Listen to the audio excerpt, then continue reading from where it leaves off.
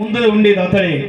వాళ్ళ దేశం మీదకి ఎవరైనా కానీ వస్తే గేలు గీయడం కానీ అంబులు కొట్టడం కానీ అతను ముందర నిలబడితే సైన్యం అంతా వెనక నిలబడింది. అంత పరాక్రమశాలి, అంత యుద్ధయూరుడు. కానీ ఇతనికి కుష్ఠరోగం ఉంది. ఏ రోగం ఉందని చెప్పండి, ఎట్లా చెప్పండి?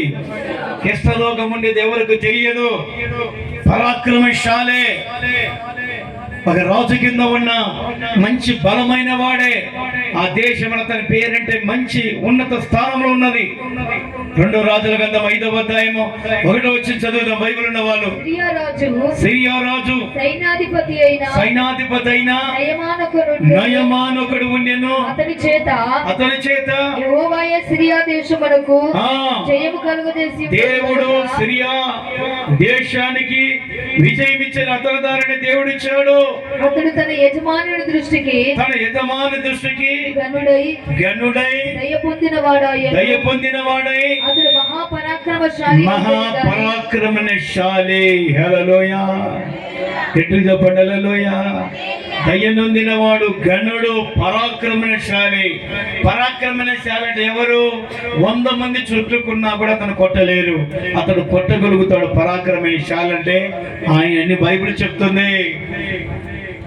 పరాక్రమశాలి అంట, గనుడుగా అంట, దయనొందిన వాడంట. సిరియా దేశముల నయమోన్ అంటే పేరు కలిగిన వాడు.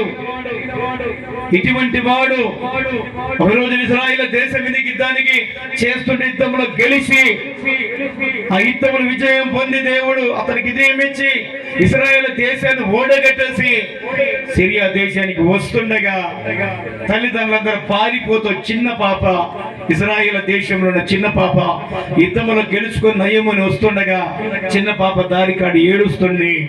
ఆ చిన్న పాపని ఎత్తుకొని రథం మీద పెట్టుకొని సిరియా దేశానికి వచ్చాడు. హల్లెలూయా.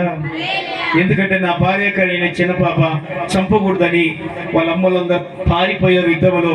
చిన్న పాప ఉంటే చిన్న పాపను ఎత్తుకొని వచ్చి ఆ ఇంట్లో పెట్టుకున్నాడు.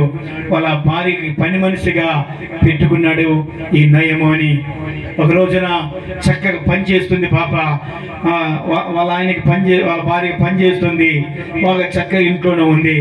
ఒక రోజున ఈయన నయమని బయట నుంచి వచ్చి ఇంట్లోన తన గదిలోన డ్రెస్ ఇడిచేస్తూ ఉన్నాడు. ఇడిచేస్తుంటే ఆ డ్రెస్ ఇడిచేసినప్పుడు కుష్ఠరోగం ఎట్టుంటుందంటే కొన్ని మూతికి రాకపోయినా చేతికి రాకపోయినా కొన్ని నీళ్ళకు కూడా వస్తుంది. కుష్ఠరోగం వస్తే మన మకల్లాగా సౌందర్యంగా ఉండదు. ఎవరికైనా కుష్ఠరోగం వస్తే తెల్ల కుష్ఠరోగం ఉన్నది, తర్వాత చేతులు ఊడిపోయి కుష్ఠరోగాలు ఉన్నాయి. ఇతనికి ఏమొచ్చిందంటే లోన ఉన్న శరీరంలో ఉన్న వ్యాధి, ఆ తెల్ల కుష్ఠరోగం వచ్చిందో లోన ఉన్న వ్యాధి వచ్చింది. ఒక రోజున డ్రెస్ చేస్తుంటే ఆయన నయమోని ఈ చిన్న పాప చూసింది. ఇశ్రాయేలు దేశం నుంచి తీసుకొచ్చిన పాప చూసింది. చూసిన వెంటనే అయ్యో మా యజమానుడు గనుడుగా, దయనొందిన వాడిగా, పరాక్రమశాలిగా మా దేశములు సిరియా దేశం ఇంత పేరు పొందాడే. మా యజమానికి కుష్ఠరోగం ఉందని తెలిస్తే సమాజంలో ఊర్ల నుంచి వెలివేస్తారు కదా, మా ఇంట్లో పెట్టారు కదా, మా యజమానురాలికి చెప్పుకోవాలని చిన్న పాప ఆ కుష్ఠరోగం ఉన్నది వాళ్ళ భార్యకు కూడా తెలియదు, లేకపోతే ఇంటికి పక్కలలో కూడా తెలియదు, రాజు కూడా తెలియదు, ఎవరికి తెలియదు. కానీ చిన్న పాప అంగిడి చేస్తుంటే డ్రెస్ చేస్తుంటే చూసింది. హల్లెలూయా. చదువుకుంటే మొత్తం ఏం జరిగింది అక్కడ చదువుకుంటారమ్మా, చదువుకో. పరాక్రమశాలిగా ఉన్న నయోమోని అతడు కుష్ఠరోగి. సిరియానులు గుంపులుగా బయలుదేరి ఇశ్రాయేలు దేశం మీదికి పోయి ఉండేది. వారచట నుండి ఒక చిన్నదాని చెరగుడి తేగ అది నయమాని భార్యకు పరిచారము చేయి. నయమాని వారికి చిన్న పాప పరిచయం చేస్తూ ఉన్నది. అది సోమ్రోనులోనున్న ప్రవక్త దగ్గర నా ఏలిన వాడు ఉండవలెనని నేనెంతో కోరుచున్నాను. అతడు నా ఏలిన వానికి కలిగిన కుష్ఠరోగమును బాగు చేయనని తన యజమానురాలుతో నేను. హల్లెలూయా. చిన్న పాప కదా, ఇశ్రాయేలు దేశంలో దైవజనుడి విలువ తెలిసిన పాప. ఆ దైవజనుడు ఇశ్రాయేలు దేవుని విలువ తెలిసిన పాప కిటికీలో నుంచి చూసి యజమానురాలు చెప్తుందంట, అమ్మా మన యజమానికి కుష్ఠరోగం ఉంది, ఒకవేళ సమాజానికి తెలిస్తే ఊర్లో ఉన్నీయరమ్మా, మా దేశంలో ఒక దైవజనుడు ఉన్నాడు సొమ్రోన్లో, ఆ దైవజనుడు ప్రార్థన చేస్తే మా ఇశ్రాయేలు దేవుడు స్వస్థపరుస్తాడు. హల్లెలూయా, హల్లెలూయా. దేవుని బిడ్డలరా, కుష్ఠరోగం ఉన్నది, పరాక్రమశాలి కుష్ఠరోగం ఉన్నది. భార్య కూడా తెలియనిచ్చలేడు, సమాజాన్ని కూడా తెలియనిచ్చలేడు. తన శరీరంలో కుష్ఠరోగం ఉన్నది. చిన్న పాప చూసింది. ఇది కనుక తెలిస్తే రాజు ఉంచుకోడు, సమాజం ఉంచుకోడని మన సంఘ యజమానురాలకు చెప్పింది. చిన్న పాప, అమ్మా మన ఏలిన వాడైనా మన యజమానికి కుష్ఠరోగం ఉన్నది, ఎవరికైనా తెలిస్తే ఊర నుంచి వెలివేస్తారమ్మా, ఇది చాలా అంటివ్యాధమ్మా. మా దేశంలో గల దైవజనుడు ఉన్నాడు, మా ఇశ్రాయేలు దేవుడు గొప్పవాడు, అక్కడ పోతే మా యజమానికి బాగుపడతాడమ్మా, నువ్వు పంపించమని భార్యతో చిన్న పాప చెప్పిందని గ్రంథస్థంలో ఉన్నది. హల్లెలూయా, హల్లెలూయా. పరాక్రమశాలి కదా, గనుడు పొందినవాడు కదా, రాజు తర్వాత రాజుగా సిరియా దేశానికి అంత పరాక్రమశాలి కదా. పోను ఏంది అన్నాడు. సరే అండి, భార్య ఎట్టో తెలియనండి, సమాజంలో ఇరవలేని రోగం అది అంటురాగం, ఎవరు కూడా ఉన్నాయారండి, నా మాట విను. చిన్న పాప మంచి దేవుడు, ఆ దేశంలో ఉన్న దేవుడు గొప్ప దేవుడు అని చెప్తుంది, దైవజనుడు గొప్పవాడు అంటుంది. నా మాట విని, చిన్న పాప మాట విను, ఎవరికి చెప్పకుండా వెళ్ళిపోమని వెంటనే వస్తువులు, బంగారు, కొన్ని వస్తువులు రథాల మీద పెట్టుకొని ఆ రథసారథిని మంత్రిని తీసుకొని ఇశ్రాయేలు దేశానికి చిన్న పాప మాట విని ఆ నయమోని వచ్చాడు. హల్లెలూయా, హల్లెలూయా. వచ్చిన తర్వాత బైబిల్ ఉన్న వాళ్ళు వచ్చిన తర్వాత 9వ వచనం చదువుదాం. ఆయన దేశం నుంచి ఎట్లా వచ్చాడో, నయమాను గుర్రములతోను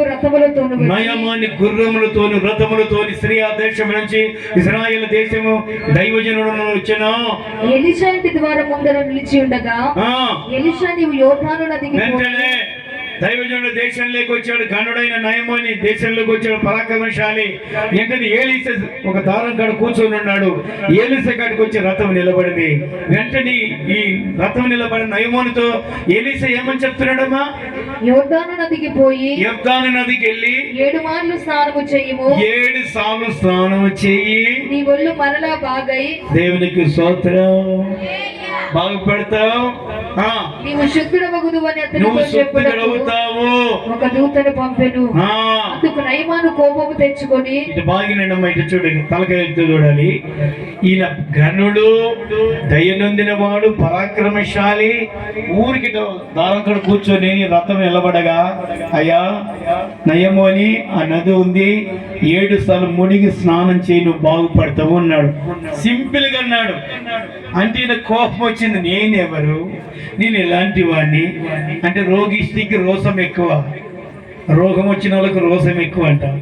ఈయనకి నీవేమి, నేను రథం తీసుకొని మా దేశం నుంచి వస్తే సింపుల్గా పోయి నువ్వు నదిలో స్నానం చేయమంటావే, ఏమైంది, అగ్రమతో ఆవేశముతో పొందాడని ఉంది. చదువుకుంటూ ఏమనుందమ్మా, అందుకు నయమాను కోపం తెచ్చుకొని తిరిగిపోయి ఇట్లా నేను అతడు నా ఎద్దకు వచ్చి నిలిచి తన దేవుడైన యెహోవా నామమును బట్టి తన చెయ్యి రోగముగా ఉన్న స్థలము మీద ఆడించి కుష్ఠరోగము మానుపునని నేను అనుకుంటుని, దమస్కు నదులైన ఆబానాయానును హర్పరాసును ఇశ్రాయేలు దేశములోని నదులన్నిటికంటే శ్రేష్టమైనవి కావా, శ్రేష్టమైనది కాదా, వాటిలో స్నానము చేసి శుద్ధి నొందలేనా అని అనుకుని, ఎలీషా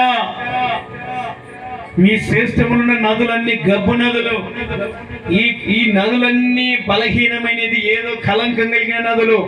మా సిరియా దేశంలో శ్రేష్టమైన నదులునే. ఒకవేళ నువ్వు స్వస్థపరుస్తా, నీ దేవుడు స్వస్థపరుస్తాడని ఇక్కడికి వస్తే నువ్వు ఎక్కడో ఇజ్రాయేల్ దేశంలో నదుల బూనగమంటున్నావో, 7 సార్లు మనగమంటున్నామా. దేశంలో శ్రేష్టమైన నదులున్నాయి, ఎంతో సుందరమైన నదులున్నాయి. అక్కడ నీవు స్వస్థపడలేనా, బాగుపడలేనా? ఆగ్రహంతో ఆవేశంతో ఈ రోగి స్త్రీ ఏలీషా మీద కోప్పడాడు. తర్వాత ఏం జరిగిందమ్మా? రౌద్రుడే తిరిగి వెళ్ళిపోయాడు. రౌద్రుడే తిరిగి వెళ్ళిపోతున్నాడు రథం తిప్పుకొని. అయితే అతని దాసులలో ఒకడు వచ్చి నాయనా ఆ ప్రవక్త ఏదైనా ఒక గొప్ప కార్యము చెయ్యి. ఏదైనా దైవజనుడు కదా, దైవ సేవకుడు చెప్పిన మాట లోబడు. నియమించిన ఎడల నీవు చెయ్యకుందువా? నువ్వు చేయకుందువా? అయితే స్నానము చేసి నువ్వు స్నానం చేసి శుద్ధులము కమ్మను మాట దానికంటే మేలు కదా అని చెప్పినప్పుడు అతడు పోయి దైవజనుడు చెప్పినట్లు యోర్దాను నదిలో 7 మార్లు మునగగా. పక్కలున్న దాసులు ఉన్నాయా? మనం సిరియా దేశం నుంచి వచ్చాము. దైవజనుడు కదా ఆయన, ఏదో దేవుని పక్షంగా చెప్పాడు కదా, దయచేసి నువ్వు ఏదో చేస్తే స్నానం చేయమన్నాడు కదా, ఏమన్నా తప్పులు మాట్లాడా? ఆ మాటినయ్యా తిరిగి మన దేశానికి వెళ్తే సమాజంలో ఇలువ ఉండదు, నా మాటిని అయ్యా క్షమించండి అని ఆయన అడుక్కుంటే తిన్నగా వెళ్ళి నదిలో మునిగాడంట. ఒకసారి మునిగాడు, బాగా కాలేదు. 2 సార్లు మునిగాడు, బాగా కాలేదు. చివరికి 7 సార్లు మునిగితే పసిపిల్ల దేహంలాగా తన దేహమైంది. చప్పలు కొడతా గట్టిగా. హల్లెలూయా, హల్లెలూయా. తర్వాత ఏమైనా చదువుమా? 7 మార్లు మునగగా 7 మార్లు మునగగా అతని దేహము తన దేహము పసిపిల్ల దేహము వలనైనను అతడు శుద్ధుడాయను. హల్లెలూయా, హల్లెలూయా. దేవుని బిడ్డలరా, పసిపిల్ల దేహం ఎట్లుండదు? చిన్నపిల్లలు ఎవరైనా సరే టచ్ చేయాలనిపిస్తుంది మనకి. ఎవరికైనా అంత సున్నతిగా, అంత సౌందర్యంగా, అంత అందంగా చిన్నపిల్ల దేహాలు ఉంటాయి. పాల దేహాలు అటువంటి దేహంలాగా కిసరోగం వస్తే తెలుగులన్నీ ముదరకపోతాయి, లేదా ముక్కన్న సట్టుకుపోతుంది, కళ్ళన్న మూసుకన్నలు అవుతాయి, లేకపోతే ఏళ్ళన్నా సట్టుకుపోతాయి. ఏదో ఒక కలంకం ఉంటది. నిష్కలంకంగా ఉండలేదు కిషరోగి. దేవుడు ఏలీషా చెప్పిన వెంటనే 7 మార్లు మునగగానే ఈ నయమోనికి పసిపిల్ల దేహంలాగా దేవుడు నిల్లదారిని స్వస్థపరిచాడు. చప్పలు కొడదాం గట్టిగా. హల్లెలూయా, బోలో యేసు మహారాజుకే. అశ్రద్ధని సుశ్రద్ధంగా చేయగలిగిన వాడు. వెంటనే రాజు సాగిలపడ నయమోని సాష్టాంగ నమస్కారం చేసి ఇశ్రాయేలు దేవుని నమ్ముకున్నాడు. హల్లెలూయా, హల్లెలూయా. దేవా, ఇశ్రాయేలు దేవుడు నిజమైన దేవుడు. దేశానికి నా దేహము కిష్ఠరోగంతో ఉన్నదని అప్పట్లో నంబర్ 1 స్థానంలో రోగము. కానీ నా రోగము పోగొట్టి నా శరీరాన్ని పిల్ల దేహంలాగా మార్చిన ఇశ్రాయేలు దేవా, నిన్ను నమ్ముకుంటానని దేవుని నమ్ముకున్నట్టుగా బైబిల్ ఉన్నది. దేవుని బిడ్డలరా, గూఢమైన రోగాలు, ఎన్నో రోగాలు ఈ ప్రపంచంలో తిరుగుతున్నాయి. ప్రార్థన దారిని స్వస్థపరుస్తాడు దేవుడు. ప్రార్థన దారిన మరణకరమైన రోగాలు కూడా తీసేయగల దేవుడు. హల్లెలూయా. యాకోబు రాసిన పత్రిక 5వ అధ్యాయం 15వ వచనంలో ఏమంటాడంటే, విశ్వాస సహితమైన ప్రార్థన రోగిని స్వస్థపరుస్తుంది. పరిశుద్ధ గ్రంథంలో రాయబడిన లేఖనం ఇది. విశ్వాస సహితమైన ప్రార్థన రోగిని స్వస్థపరచును. ప్రభు అతని లేపును. అతడు పాపము చేసిన వాడైతే పాప క్షమాపణ పొందును. మీ పాపములను ఒకరితోనొకడు ఒప్పుకొని మీరు స్వస్థత పొందినట్లుగా ఒకరికొరకు ప్రార్థన చేయుడి. నీతిమంతుని విజ్ఞాపన మనఃపూర్వకమైన దేవునికి స్తోత్రము కలుగునుగాక. గట్టి చెప్పండి. హల్లెలూయా, హల్లెలూయా. పిల్లల పరీక్ష కొరకు ప్రభువా, మా పిల్లల పరీక్ష పాస్ కావాలి, మా పిల్లలకి మంచి ఆరోగ్యం ఇవ్వాలి, మాకు ఆరోగ్యం ఇవ్వాలి. రోజు నువ్వు ప్రార్థన చేయాలా? ప్రార్థన ఎంత బలమైనది అనుకున్నావు? ఊరికి మనసుల కడపై చెప్పుకుంటావు సీక్రెట్ విషయాలు, లేదంటే వైద్యుల కాడ చెప్పుకుంటావు, లేదంటే ఎవరికంటే ఎవరికి చెప్పుకుంటావు. దేవునికి చెప్పుకో. నువ్వు పండుకున్నప్పుడల్లా చెప్పుకో, నువ్వు లేచినప్పుడల్లా చెప్పుకో, పండుకున్నప్పుడు చెప్పుకో, నువ్వు లేచినప్పుడు చెప్పుకో, ఇలాంటి ప్రార్థనలు చెప్పుకో, మందిరానికి వెళ్ళినప్పుడు చెప్పుకో. ప్రభా, నేను ఏదైనా నా పిల్లలు పొరపాటు చేసిందే క్షమించు నాయనా. నువ్వు తప్ప మాకెవరున్నారు? మమ్మల్ని సృష్టించిన వాడు నువ్వే కదా. మా సృష్టి ఆవత్తులు ఏమున్నది నీకు ఎరిగిన వాడవయ్యా. ప్రభా, నువ్వు పరమ వైద్యుడు కదా నాయనా. అసాధ్యాన్ని సుసాధ్యంగా చేయగలిగిన వాడు, ఉన్నది లేనట్టుగా లేదు ఉన్నది చేసేయగలిగిన వాడు కదా. నేను ఏదైనా విశ్వాసంతో, లేకపోతే అల్ప విశ్వాసంతో, లేకపోతే అవిశ్వాసంతో, లేకపోతే విశ్వాసఘాతకంతో ఉంటే కూడా నన్ను విశ్వాసంలో స్థిరపరచునైనా. విశ్వాస సహితమైన ప్రార్థన రోగిని స్వస్థపరుస్తున్నావు నైనా అని నువ్వు దేవుణ్ణి అడగాలి. దేవుని కాడ నువ్వు పొందాలి. దేవుని స్తోత్రం. ఒకసారి దైవజనుడు రోజు ప్రార్థన చేస్తానే